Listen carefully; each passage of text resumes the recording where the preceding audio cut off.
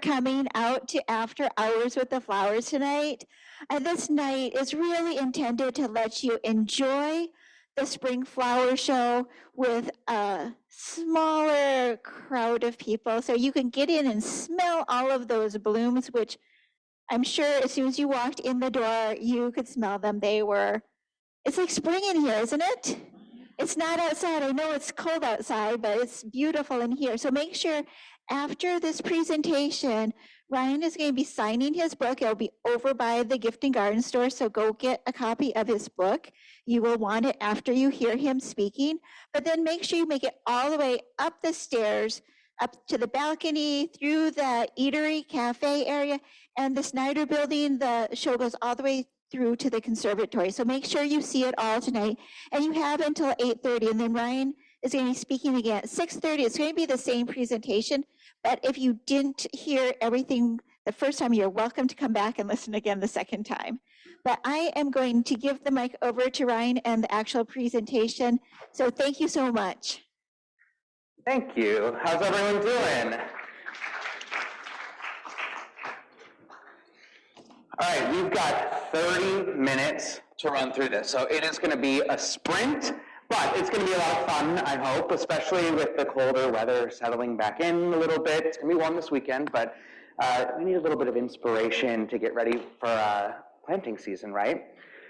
So my name is Ryan McEnaney, and I, in addition to my work doing some design, I work for a company called Bailey Nurseries, and we are a 118-year-old family-owned nursery based in Newport, Minnesota. We are, as I mentioned, a family-owned business. I'm a fifth-generation family member, and my mom, Terry, our CEO, is here as well tonight, so it's fun to be able to have her join us.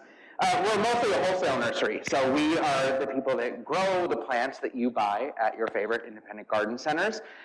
We also are a breeder of new plants. So I've got some new plants that if I can get through this in time, I'm going to talk about some new plants for 2023 at the end of this.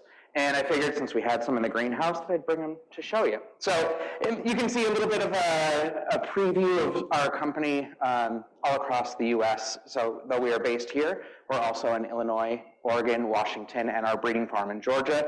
This is at our fruit tree and seed farm up in Washington. This is an expansion actually of our greenhouse range in Cottage Grove. So I mentioned that in addition to being growers, we are also the owner of 3 consumer brands. So this is maybe where you know us a little bit better than the Bailey name. We are the owner and breeder behind Endless Summer Hydrangeas, First Editions Shrubs and Trees, and Easy Elegance Roses. So in addition to my work as our marketing manager, I also have the great privilege of being our spokesperson. So I get to travel all around the country and talk to amazing people like you and help inspire people and help people have success in the landscape, specifically with these 3 brands. So what I'm going to talk through tonight is, again, it's going to be a sprint. We're going to go fast, but I want to give you at least a preview, a little look into what's in my new book, Field Guide to Outside Style, that just came out in December, and give a little bit of background on sort of how I approach design to help get you started if you've got some projects for this year. Maybe give a little inspiration on some specific plants, and then again, if we get to it, I'm going to really try. We'll talk about some new plants as well.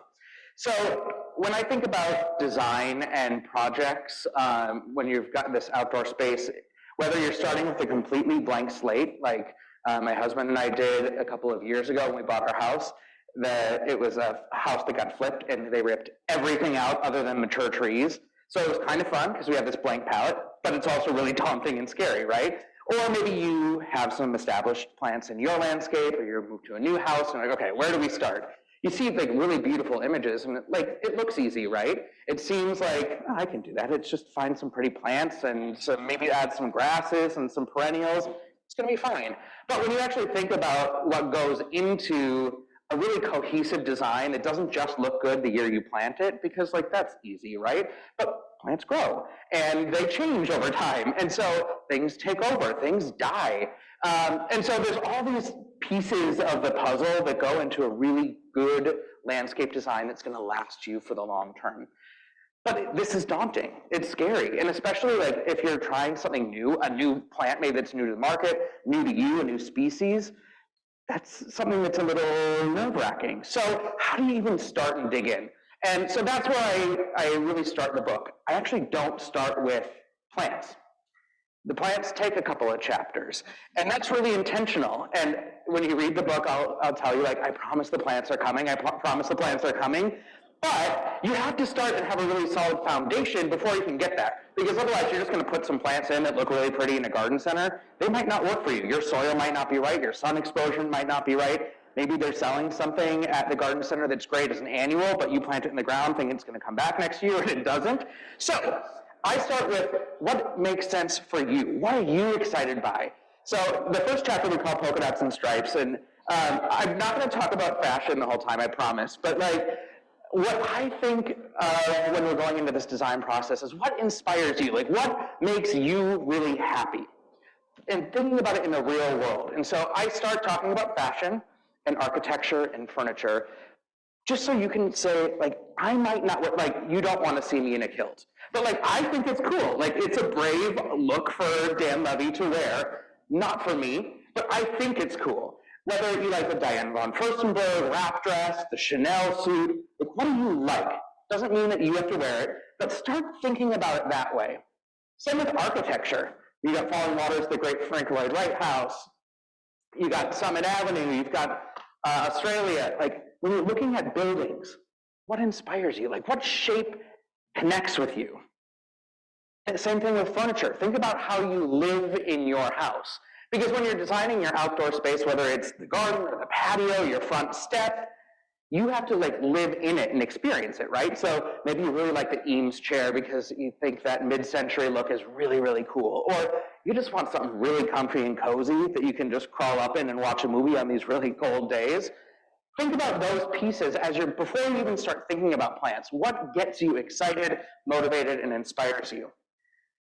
And then I go into the process of like kind of, maybe you might think about the more boring parts of it, like the soil test. Not the most exciting part about like doing your design plan, right?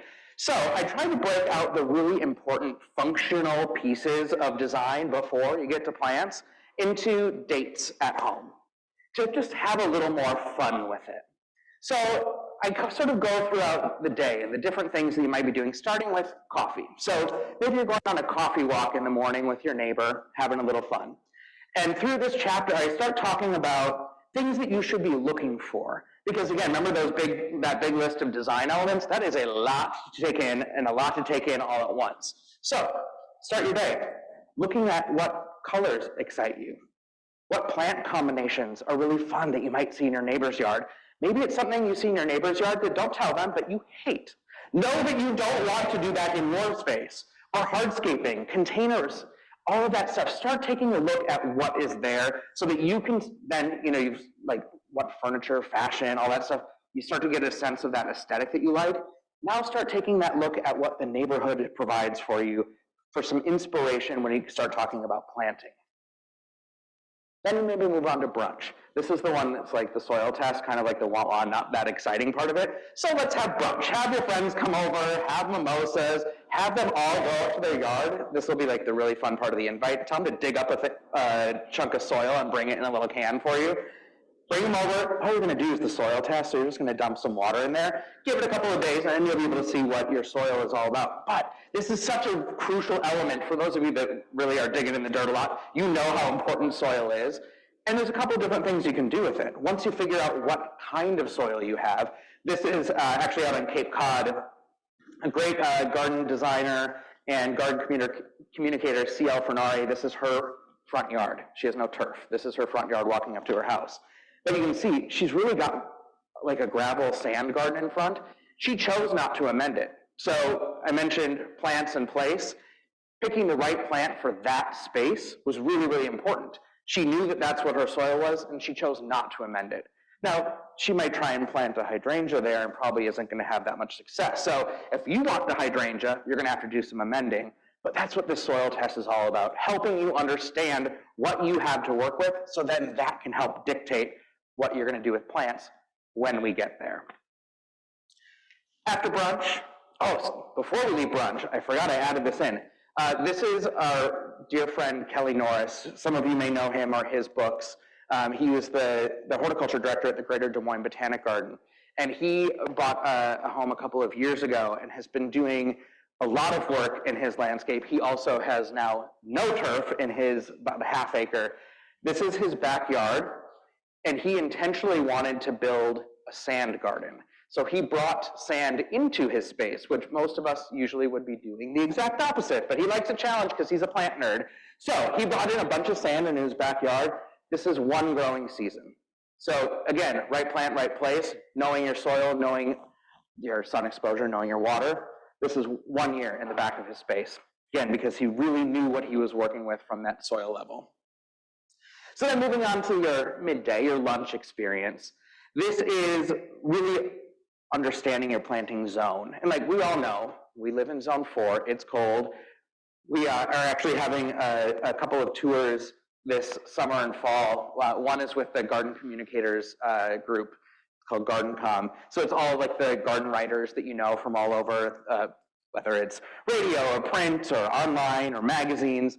And one of the ways that we're promoting it is like, yes, we can garden in zone 4, and yes, it's beautiful, you have to come see it. So y'all know that you're in zone 4, but one of the things that I talk about in this chapter is it's not just the number on the tag, right? There are so many other pieces that go into it. Precipitation levels, not necessarily as much for us here, but elevation is a really big piece of it. Salt tolerance, understanding what plants work with salt when we have our winters covering the landscape in salt. And then also this section is where I talk about native and native-var plants. How many people know what a native-var is? Oh, this will be fun. Oh, I'm never going to get to the new plants, but I'll go fast. So I just gave a talk about native-vars last week to a group of landscapers in Illinois, and it's really fun. So we know native plants, right? And native to place, and there's different variations of what people are accepting of, whether it's native to North America or all the way down to your city or county. Native-vars are a native species, so a plant that is native to our geography. Again, that's sort of up to you on what you would consider native.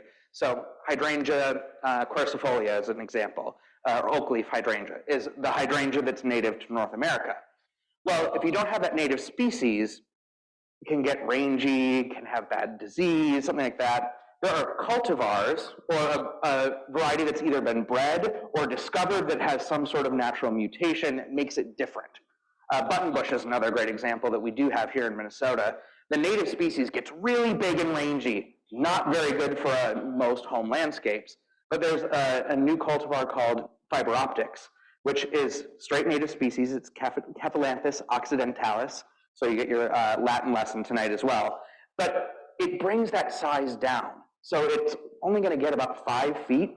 But the thing that's really great about it, especially because it's a native species to our region, is the pollinators. It's a great pollinator plant. The seed head in the fall matures and dries out. It's great food for waterfowl. And if you've got a space in your landscape that like stays wet late into the spring, it sucks up all that moisture. So it's a really great functional plant. It's a really cool looking plant, and it's native to our region, but it's a cultivar that brings some of those things that aren't so great about the native into a more manageable space. So I talk a lot about nativars in this section, especially if you're looking at ecologically sound landscape design. It's a really important thing to look into, because there are so many great nativars that have made it to the marketplace now because native conversation has become really important, but you don't get some of the rangy stuff that you might see in just the straight native species. So I'll keep on moving, but a really fun part of the book, I think, and a really interesting, especially if you haven't heard of nativars, a really fun thing to explore. So moving on to happy hour, the fun part of the afternoon. This is all about sun exposure. And you know, we even talk about this when we're developing our plant tags for new introductions. Like, okay, what really is part sun? What's part shade? And a tag might say part sun, but does it need morning sun or afternoon sun? So there's all sorts of fun things like that that you get to explore, and hopefully you can find all that information online. But understanding how light works in your space. And I think of it in a couple of ways. One, just like the natural sun exposure. Do you need full sun or full shade or some sort of combination thereof? so that you plant things. We were just talking before this about what hydrangea you can plant with more shade, and you're going to actually get blooms because a big leaf or a panicle hydrangea need more sun in Minnesota. But also how light plays with the plants that you put in. So I intentionally didn't put a full shade garden up here to show you a bunch of hostas. Beautiful, it's a great design, but I think this is interesting to look at how the light plays off of your different plants. Look at the allium over here and how different the color looks. Both of these were shot at sunset at our garden in Cottage Grove. But look at how the sun dances through there and plays off of that different purple color. This is Millennium allium on the side. And then the backlight that comes through this. So you can take that sort of like 10,000 foot level when you do your design of like, okay, I know that I want color here and I want texture here, but then think about those moments where you get to be up close with the garden and what you want that to be like. So not only does this refrigerant here give you really great texture, but then thinking about how the light plays with it. So knowing when the sun is setting and where it's setting from, and planting things that have really cool texture like that, or even like a thinner leaf where the light can come through it and really brighten it up at sunset is a really fun way to think about light beyond like, okay, I need a full sun or I need a full shade plant, you know? Kind of like adds a little bit of festivity to it. So, dinner. This is the part that I struggle with because it's when we start talking about budget and scope of projects. Both my husband and my mom are here and they can tell you I'm really good at spending money and not as good at like budgeting and saving. So when I was going through writing this section of the book, it was a little more challenging, but probably a good thing for me to learn as well. So this is where you have to like really start putting pen to paper and start thinking about what are you trying to accomplish? What can you accomplish? This right here is a really expensive build. Even though you don't see a lot of plants in there, that's really expensive. Maybe not as much maintenance. So when you think about like the ongoing piece of it, maybe not as much, but having this understanding before, again, we're not even to plants yet, other than like looking at the really pretty allium. You have to have that understanding of what you're trying to put into it financially, your resource of your time, and then the ongoing piece of it. So this is the chapter, Guardrails, that really touches on that. And I promise you, it's not boring, even though we're talking about budgets. It can be really fun to think about because it helps you explore like different ways to be either economical or spend your time and resources in a way that's going to give you back more than you put into it. Because that's what this is all about, right? It doesn't matter whether you're creating a space that's just really pretty or it serves some sort of function for you. You want it to give back to you and bring you joy year after year. So even though we're talking about budgets, it still can be really fun. So understanding why you're going into this is a really important step. And knowing, like, I just want a really pretty space to have friends over. Is it you've got a really wet spot in your yard and need to plant something like the button bush or dogwood that helps soak that up? So maybe there's some function around it, or activity. You've got kids or grandkids or nieces and nephews that are coming over to play and you want to have a beautiful backdrop, but then have a turf lawn for them to play on in front of it.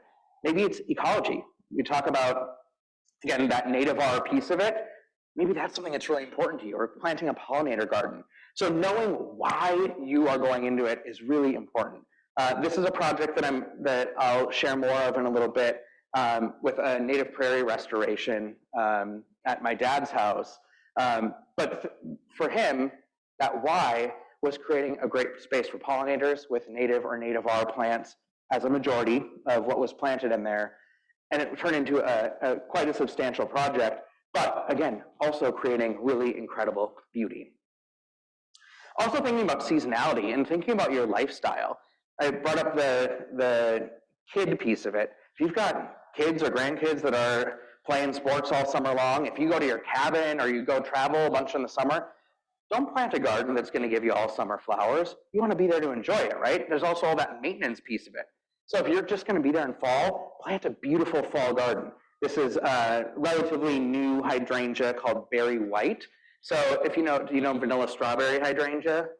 It gets a little bit bigger. This is actually from the same breeder from McEnaney Nurseries in France. This one's Berry White. Still gets about that 5-6 feet tall. Really, really strong stems. This is actually a picture from my iPhone, so we didn't color correct it.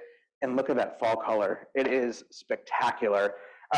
My friend Kelly that I mentioned from Des Moines Botanic Garden is, you will see when you look at the book, there's a character inspired by him named Kelly that's very into naturalistic planting, as you saw with his backyard. So hydrangeas are not his thing.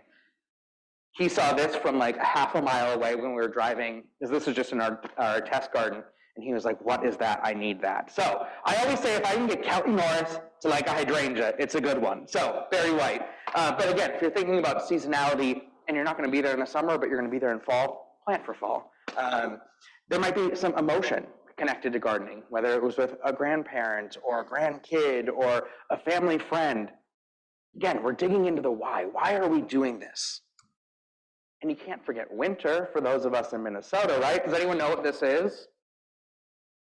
This is sumac. This is tiger-eyed sumac, which has that really beautiful chartreuse summer foliage, and then that really like fire engine red in fall. Really, really incredible. So the other thing to think about is like, what can you do yourself versus what do you need help with? This like DIY contractor, Instagram, Facebook versus like what you can actually do in real life, and like how much work do you want to do? So this goes back to that project I was talking about at my dad's house that actually Kelly helped with doing the design as well. And it was about a 3-acre prairie restoration. You can see the beautiful white oak, native white oak there that are sort of scattered throughout the property. They really serve as like the foundation for these plants. So like everything we did had to celebrate this, while also being a pollinator garden, while also dealing with some water issues in back. So there's all these things that go into it, but we wanted to start with that focal point and then understanding what we could do on our own versus what we brought in. So there's a really big, this is a big swath in back that like we couldn't go in and hand plant that. This is thousands and thousands of plants. So in these high visibility areas, what we did was we had a seed mix. This was through Minnesota Native Landscapes was our partner on this project. And we put in plants that we knew we wanted there to have some structure. So you can see the Joe Pye weed in the back, sort of tucked in here. You can see the Monarda, the bee balm.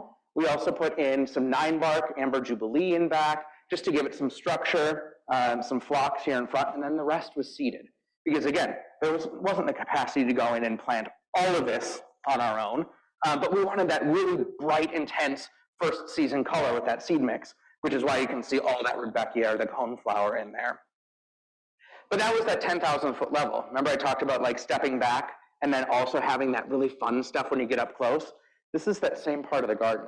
But when you actually get up close and you can see just like that effervescent coneflower, and then you can see the Monarda sort of popping up through here, brings so much cool texture and color. So when you're thinking about the planting mix that you're working on, again, what do you want when you're looking from the deck from afar? But as you get up close and actually spend some time with it, or if you're taking people around your garden, because these are emotional things, right? You want to be able to show off what you've done. You want to give them some of that really incredible texture and color. This also thinking about seasonality that I talked about, this is that same project, again, up close. To bring some early season color, because all those coneflowers and bee balm obviously are going to be blooming in summer. This is that Amber Jubilee 9-bark that I was talking about that puts out some of that really beautiful, intense color in the early part of the season. Then is like a greenish color in summer. We all need our green shrubs, right? But as long as they do more than just sit there as a green shrub. So great early season color, and then fabulous, really intense red fall color as well. So again, gives that structural element to all of that, the herbaceous material around it. This is also from that same garden. Being able to take a look at some of that seasonality component again. This is Blackhawks right here, the grass up in front. This is also coneflower. It's a different species of Rudbeckia. Joe Pye in front. So you know what this is, this cool little textured plant in front? It's butterfly weed. You know the really bright orange flower in summer? In fall, the seed pod turns into these like little finger-like daggers. It's so cool. So again, talking about plants that give you multiple uses and multiple forms of interest.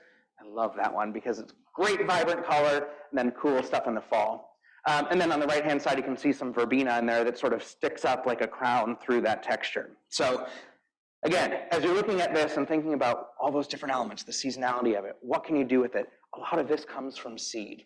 So if you have like that bigger area that you need structure, then fill in with herbaceous material. So like we did all of that and we didn't even really talk about plants other than when I got distracted, right? Now we actually get in and start talking about plants. And trying to narrow down a focus, we talked about like style and your personal aesthetic at the beginning, then how do you take that and actually develop a plan with it? I broke it down into 3 different characters to help at least put a frame around maybe where you fit on the spectrum to help give you some tools to design within that framework. And then from there, we'll have lots of recipe cards and all sorts of plants. There's lots of plants in the book, don't worry. But this is where we start, looking at these different personalities. So we already know we have a Martha up in front. She's already been reading the book. She got it for Christmas, and she is a Martha through and through. Her neighbor is a Kelly. So it's kind of fun. You get to like figure out where you fit on this and talk to your friends about it and compare gardens. So Martha is that really refined style, really intentional with her design, functional. But when I talk about Martha as the classic, so I gave them all a little bit of a name, this doesn't mean boring. Like classic is not like something that just like is expected. I think that it's really a really exciting approach, especially with some of this cool cottage garden design look. There's a lot of fun that you can have, even if you're really intentional about it. And so taking the Martha, which again is this really refined style, you get to mix in bulbs and annuals, perennials, edibles. You get to have a lot of lushness in your space.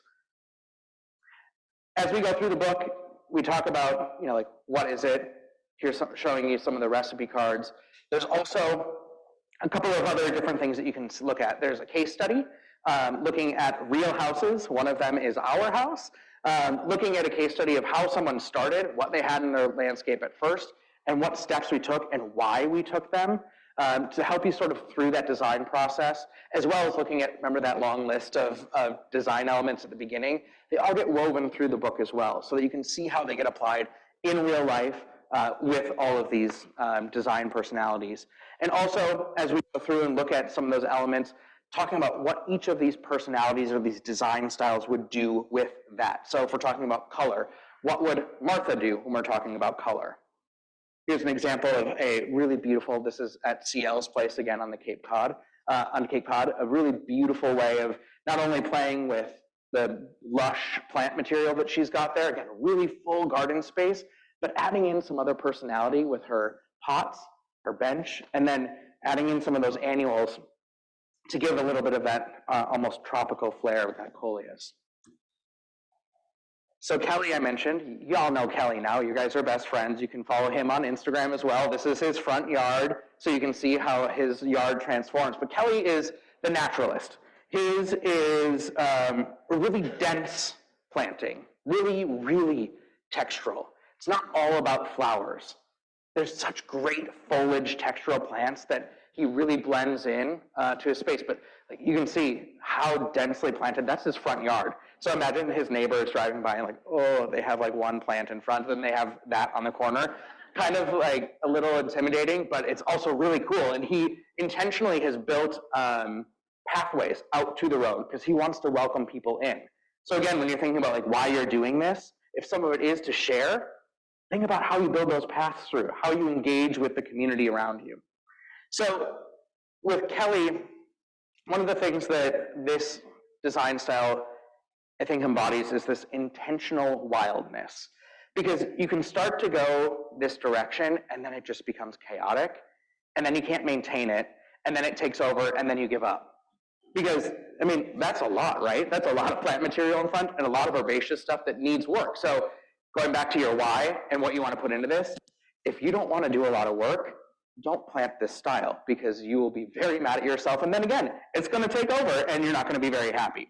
But this is all about that color, not just from flowers, that texture, unction of plants. Some of his favorites are nativars that are in that front yard that are there for pollinators or to soak up water. This is some of the work that Kelly did in our garden at the nursery in Cottage Grove. I learned this plant from him, and now I'm obsessed with it. It's called Burnett, this red in the middle. The plant on its own is not cute. Like, you do not want to plant that as a specimen because it's really leggy and kind of ugly. But when you plant it in a really dense planting like this is White Diamond's panicle hydrangea, so it's not like a panicle like Berry White or Vanilla Strawberry where it's got that really tight cone. This one's a little bit looser, which goes really well with this really loose planting design. You've got some Ansonia there, and then this Burnet that sort of like weaves its way through. So you plant it in a really dense planting, and it will find its way up to the sun and just add this really beautiful texture around it. And then being able to take that panicle hydrangea with that, you know, in the fall they get that great red color on the white turns to red, matches really well with that almost maroon of the Burnet. So again, a really fun way to add some of that in if you're doing a dense planting that you want to maintain. On the exact opposite extreme is our friend Tommy. And Tommy, I guess I should tell you, Martha, you can probably guess who that was inspired by, Miss Martha Stewart. Tommy, on the other hand, is inspired by Thomas Church, who was a landscape architect in California who really like defined that California style, which you can see here. Very clean lines, very tidy boxes. This is like the fashion over function, where Kelly is maybe the other way, where he's more about function. So this one is really about more monochrome. It is really sharp lines. So again, you can see Blackhawk's big blue stem, tulips that have that really sharp stem, boxwood. Like, this one is in a box. This is neat and tidy. This is an example that you'll find in the book from one of our friends in California that's a really fabulous landscape architect. But you can see everything from the house, like this is like the falling waters, Frank Lloyd Wright, like very clean lines, all the way down through the planting. They have their space. They have like their shape that has to match exactly to one near them. So this is very, very, very intentional. So as you start going through and you figure out like, okay, am I all Martha? Or am I Martha, but I like a little bit of Kelly? That's where we get to go in and really start playing with these recipe cards. So we talk about plants throughout that whole design chapter. Again, we've got those case studies, but then we also want to make sure that you've got lots and lots of plants to work with. And each are broken out by different areas of the country, so you know they're going to be plants that work for you, how much work you want to put into it, and give you examples like these that you can find to help inspire you to find some new beautiful plants for your landscape. This is actually at our main office in Cottage Grove as well. But again, finding things like Lotus Moon, which is that beautiful, bright white spring blooming plant. If you don't have Lotus Moon and you need something early blooming, I beg of you to get Lotus Moon. It is one of my favorite plants that is underutilized in the landscape. But again, you have all this really great early season, like foliage emerging on the barberry, but the greens, then a little bit of fire, and then you have that white pop through. Really, really incredible.